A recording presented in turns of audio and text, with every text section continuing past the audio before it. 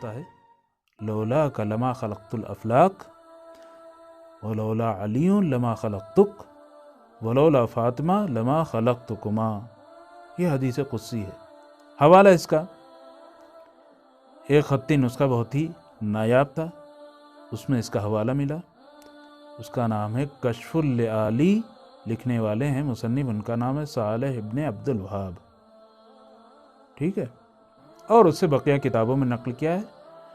بعض لوگ اس کی سند میں اشکال کرتے ہیں کہ سند پوری نہیں ہے، تو اگر سند نہ بھی ہو تو اس قسم کی دوسری احادیث اتنی زیادہ ہیں کہ اس سے کوئی فرق نہیں پڑتا ہے. ہماری علمی اصطلاح میں اس کو کہتے ہیں تواتر اجمالی، یعنی ایک مضمون متعدد اتنی احادیث میں آیا ہو کہ جس کے بعد اس کا انکار نہ کیا جا سکے. یعنی ایک مضمون، الفاظ مختلف ہیں لیکن اتنے زیادہ، لیکن اگر اس کی سند صحیح ہے، بہت سی چیزوں کی سند نہیں ہے لیکن وہ علماء نے تحقیق کی اور اس کی سند ذکر ہوئی، اس سے پتہ چلا کہ یہ چیز ہے. البتہ سند اس کی ذکر ہوئی ہے لیکن بعض لوگ اشکال کرتے ہیں، ترس کرتے ہیں. تو ترجمہ کیا ہوا اس حدیث کا کہ اے پیغمبر، آپ کتنی بڑی نعمت ہے. پیغمبر اسلام کی عظمت کے سلسلے میں ظاہر ہے ہم کیا بیان کریں، ان کی عظمت تمام مسلمانوں کے نزدیک واضح ہے. آخری نبی ہیں، انبیاء میں سے سب سے افضل شخصیت ہیں، تو ان کی عظمت کا کیا کہنا. تو پروردگار عالم ارشاد فرماتا ہے لولا کا لما خلقت الافلاق، اے پیغمبر اگر آپ نہ ہوتے تو زمین آسمان بیکار تھے، ہم انہیں کیوں خلق کرتے.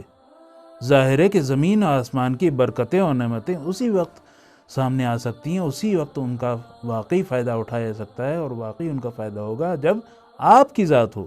لولا کا لما خلقت الافلاق، جب آپ ہوں گے تبھی زمین آسمان کو فائدہ ہوگا. اگر آپ نہ ہوتے تو ہم افلاق کو پیدا نہ کرتے، زمین آسمان کو پیدا نہ کرتے.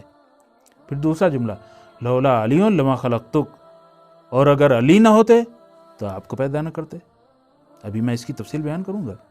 ولولا فاطمہ لما خلقتکما، اور اگر فاطمہ نہ ہوتی تو آپ دونوں کو خلق نہ کرتے. ممکن ہے بعض لوگ کہیں کہ ہاں یہ تو دونوں کی توہین ہو گئی، پیغمبر اسلام کی بھی توہین ہو گئی اور حضرت اسلام کی بھی توہین ہو گئی کہ جناب فاطمہ زہرا کو ان سے افضل بتا دیا گیا. نہیں، یہاں افضلیت کی بات نہیں ہے. دیکھیے آپ سمجھیے اس چیز کو. دیکھیے کائنات کا فائدہ اسی وقت ہے جب نبوت اور رسالت ہو. ٹھیک، نبوت اور رسالت اپنے نتیجے تک اسی وقت پہنچ سکتی ہے جب اس کے ساتھ امامت ہو. اس لیے کہ پیغمبر اسلام صاحب شریعت ہیں، شریعت لے آئے لیکن نافذ کرنے والا تو کوئی ہونا چاہیے. معاشرے میں یہ نہیں ہونا چاہیے. یہ بات ہے ہی نہیں آپ کے سمجھ میں آنے والی. تو ظاہر ہے کہ پیغمبر اسلام کی رسالت اسی وقت مکمل ہوگی جب اس کے ساتھ وصایت اور امامت کا تصور ہو. ٹھیک، اب سمجھ آیا کہ اگر علی نہ ہوتے تو آپ کو خلق نہ کرتا، مقصد ناتمام تھا. لیکن اگر فاطمہ نہ ہوتی تو آپ دونوں کو خلق نہ کرتا. اب دیکھیے سمجھیے اس کو کہ جناب فاطمہ زہرا سلام اللہ علیہا صلوات اللہ علیہا کی ذات وہ ہے کہ رسول کی رسالت اور امامت کی تکمیل ہے ان کے ذریعے. ظاہر ہے کہ رسول ہیں، نمونے عمل ہے مردوں کے لیے عورتوں کے لیے. یقیناً ان کا ہم پلہ اور ان کے جیسی ذمہ داری ادا کرنے والا، ان کی جیسی ذمہ داری کرنے والا کوئی خواتین میں بھی ہونا چاہیے. تو ظاہر یہ چیز جس طریقے سے رسالت کے لیے ضروری ہے اسی طریقے سے امامت کے لیے بھی ضروری ہے. انشاءاللہ آئندہ بحث میں اس کی مزید تفصیل آپ کی خدمت میں